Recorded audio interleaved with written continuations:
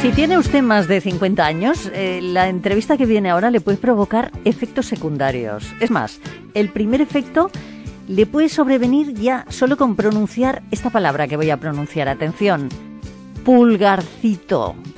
¿Qué? ¿Notan algo ya? Pues es muy posible que en este instante ya hayan asomado en su cerebro imágenes de su niñez y adolescencia leyendo esa mítica revista y rememorando a muchos de los personajes de papel que nacieron en ella. Hola, Loreto. Hola, Pepa. Todos esos personajes de papel asomarán en los próximos minutos de programa por esta charla.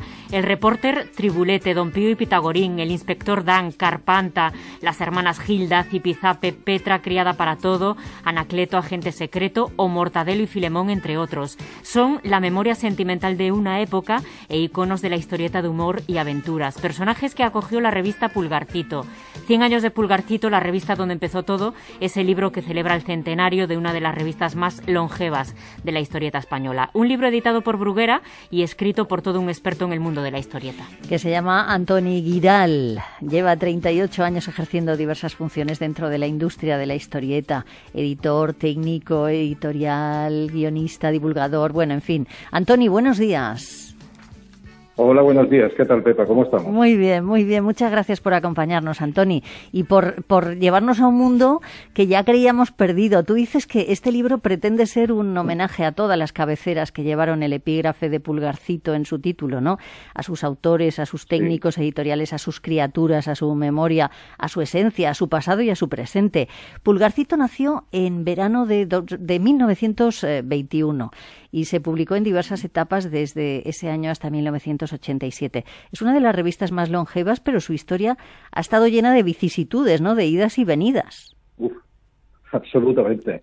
Sí, tanto como la historia de nuestro país, ¿no? Porque, claro, los tebeos no son ajenos, ¿no?, a lo que pasa aquí. Por tanto, sí, en efecto, en 1937 Pulgarcito desaparece, luego vuelve a aparecer, en 1938 vuelve a salir y desaparece en 1939 a causa de la Guerra Civil, básicamente porque no había papel ni tintas y muchos autores estaban en el frente, claro. Luego ya no reaparece hasta el 45, pero solo algunos números, y es en diciembre del 46 cuando un señor que se llamaba Rafael González, que era un periodista represaliado que había colaborado en La Vanguardia, se hace cargo de la revista y Editorial Bruguera la lanza, digamos, ya de forma continuada, ¿no? Y así fue hasta el año 81. Ya. Oye, tebeo fue la primera, la que dio nombre al género. Hablamos de los tebeos, ¿no? Sí. Era una época en la que había pues bastantes revistas de este tipo. ¿Por qué destacó Pulgarcito? ¿Por qué fue tan importante para la historia del cómic español? Sí, de hecho tebeo en efecto no es la primera, pero casi. Había una anterior que se llamaba Dominguín, de 1915, que era todo historieta, una revista de 8 páginas, pero tebeo es la que marca la pauta.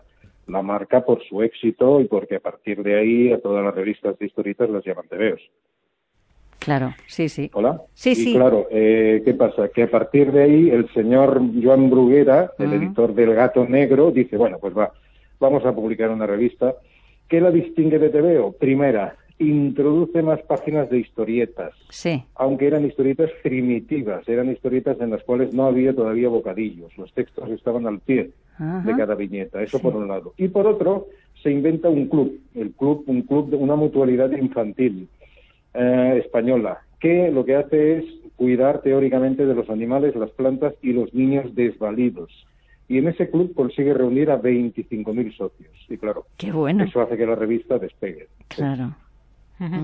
Has confesado que no ha sido nada fácil resumir la historia de Pulgarcito en 144 páginas y que también te ha costado mucho seleccionar las imágenes porque Pulgarcito y todas sus revistas tienen un banco de viñetas sencillamente impresionante. ¿Qué criterios de selección decidiste seguir para condensar toda esa historia de Pulgarcito en este libro?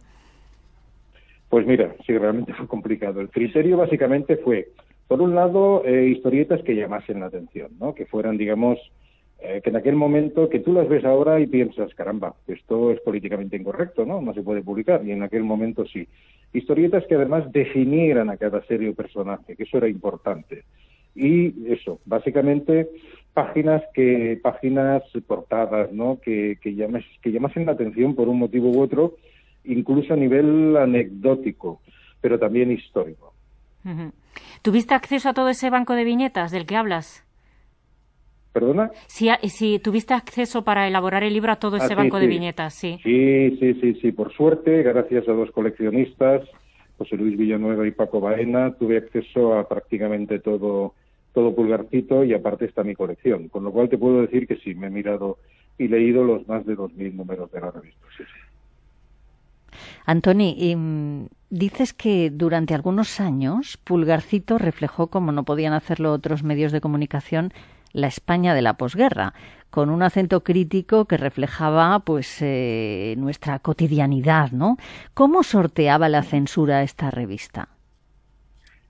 Pues mira, la sorteaba porque aunque había censura previa, no había una legislación concreta. O sea, hasta 1955 el BOE, mejor dicho, el gobierno franquista, se apercibe de que los tebeos son importantes porque se venden mucho y los niños los siguen, y deciden primero fundar una especie de comité asesor que sigue las publicaciones y hace informes, pero luego ya deciden imponer una legislación donde se especifica lo que no se puede publicar en un tebeo y en otras revistas infantiles y juveniles.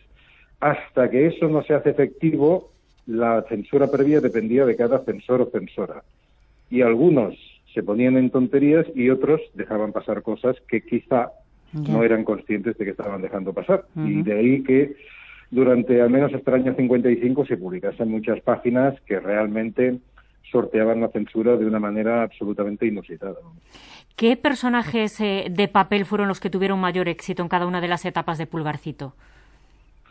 Bueno, yo diría que en la primera etapa no había muchos personajes, en la primera etapa del 21 al 39, pero sí había una serie muy interesante, que era Las aventuras del niño Pulgarcito y de sus amigos, que apareció en portada muchos años. Luego ya a partir del 46 al 81 ya hay muchas, El reporter Tribulete, Don Pío, Gordito Relleno, Carpanta, Zipizape, pasamos también a Doña Urraca.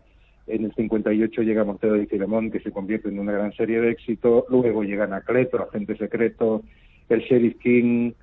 Claro, son muchas, la verdad. Es difícil seleccionar. Acabas de mencionar a Mortadelo y Filemón, que son los supervivientes, ¿no? Los personajes de Ibáñez que siguen ahí en activo. ¿Qué tienen Mortadelo y Filemón que no tengan el resto de personajes que se publicaban en Pulgarcito para que sigan tan vivos en la actualidad? Bueno, yo creo que hay varias cosas. Una es la calidad de Ibáñez como historietista, ¿no? Es un señor que lleva muchos años y que ha hecho muchas páginas y que sabe perfectamente cómo contar una historia y sobre todo cómo contar gags. Por otro lado, también es importante ver que Mortadelo y Filemón se han adaptado a los tiempos. O sea, cuando a partir de los años 80 empiezan a tocar temas reales, temas de la calle, temas sociales, temas políticos, temas culturales. Y claro, eso los hace, digamos, más cercanos, ¿no?, a la gente. Eso, y por otro lado, recordemos que Mortadelo y Filemón siguen siendo políticamente incorrectos, y eso también gusta. Es verdad, sí. Bueno, has comentado que se recuerda a Pulgarcito fundamentalmente por sus series humorísticas, pero también hubo grandes historias de aventuras. ¿Cuáles fueron las más importantes? ¿Alguna has comentado ya? Sí, el Inspector Dan, esa fue la primera, digamos, que fue muy importante porque incluso de ahí surgieron unos cuadernillos apaisados en los años 50. El Inspector Dan de Rafael González y Eugenio Giner es un policíaco fantástico. El Sheriff King, una historieta del oeste, de Víctor Mora y de Francisco Díaz, también fue una gran serie. Y luego se publicaron algunas historietas de Ángel Pardo, un dibujante muy bueno, excelente, en los años 40 y 50, que eran historietas históricas, pero que estaban muy bien narradas. En fin, digamos que Pulgarcito era sobre todo una revista de series de humor, pero estas series realistas, sobre todo, pues destacaron bastante. Oye, estaba pensando, Antoni, que Pulgarcito creó un lenguaje propio, ¿no? Porque, fíjate, hay frases como tiene más hambre que Carpanta. Esto salió de Pulgarcito, del personaje de Carpanta, que siempre estaba soñando con ese pollo asado. Sí, también se decía, estos dos niños rebeldes parecen Zipizape. También, sí. Y hace años se decía, esta señora es cuchimizada, que siempre vestida de negro es como Doña Urraca, porque tiene mal carácter. Sí. En fin, que es que sí, realmente llegaron al lenguaje de la calle durante muchos años. Claro, ese lenguaje se ha perdido, claro, pero bueno, ahí estaba. Tienes 62 años, fuiste lector de Pulgarcito. ¿Qué historietas eran tus preferidas? Pues sí, tengo 62 años, es cierto. Claro, está bien. No me quejo por ello.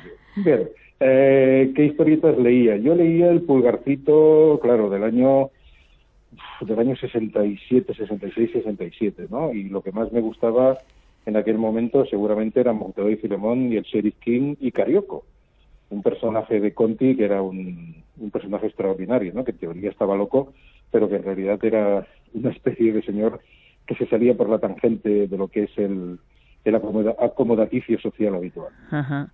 ¿Por qué desapareció Pulgarcito, Antoni? Bueno, primero en el año 1981 desaparece porque la revista ya no vende, sí, porque durante muchos años los directivos de Bruguera lo que hacen es repetir historietas antiguas y eso los niños lo notan y no atienden a la revista. Y aparte de eso, Bruguera en 1981 inicia un declive económico. Pero en ese mismo año aparece otro Pulgarcito, que es una revista de un personaje creado por Jan, el autor de Super López, que se publica hasta el año 85. Y en el año 85, 86, 87 aparecen otros Pulgarcitos, pero ya son menores. Yo creo que Pulgarcito desaparece porque ya ha pasado el momento de ese tipo de revistas. ¿Por qué? Porque los lectores ya buscan otras cosas y porque los editores y seguramente los autores no supieron, ¿no?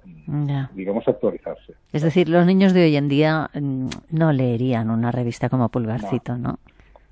Bueno, seamos realistas. Fíjate, estábamos hablando ahora de las redes sociales con Alba Castelví, de todo lo que ven los chavales, nada que ver con esto. Pero sí sería importante, y lo has dicho alguna vez, reeditar los grandes clásicos de nuestra historieta, ¿no?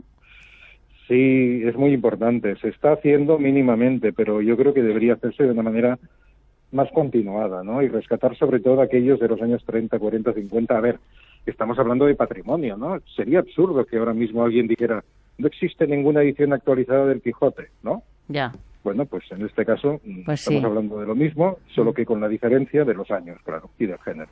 Al principio de esta charla mencionabas a los bocadillos. En los inicios, tanto en Pulgarcito como en el resto de la historieta europea, no existían esos bocadillos. ¿Cuándo surgen y se hacen ya habituales en las páginas de estas revistas?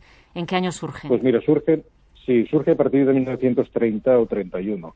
Es entonces cuando algunos dibujantes empiezan a ver lo que se hace sobre todo en Estados Unidos, donde ahí ya se publican bocadillos de forma regular desde principios del siglo XX, y algunos autores más modernos pues van introduciendo. Primero se introduce el bocadillo, pero se mantiene el texto ese al pie de cada viñeta, ¿no? Y luego poco a poco desaparece el texto al pie y ya el bocadillo se normaliza. En realidad el bocadillo se normaliza aquí en nuestro país a partir de 1935, que es cuando se publica en España las tiras de prensa aquellas tan famosas, El hombre enmascarado, Flash Gordon, Pechita Valiente, etcétera.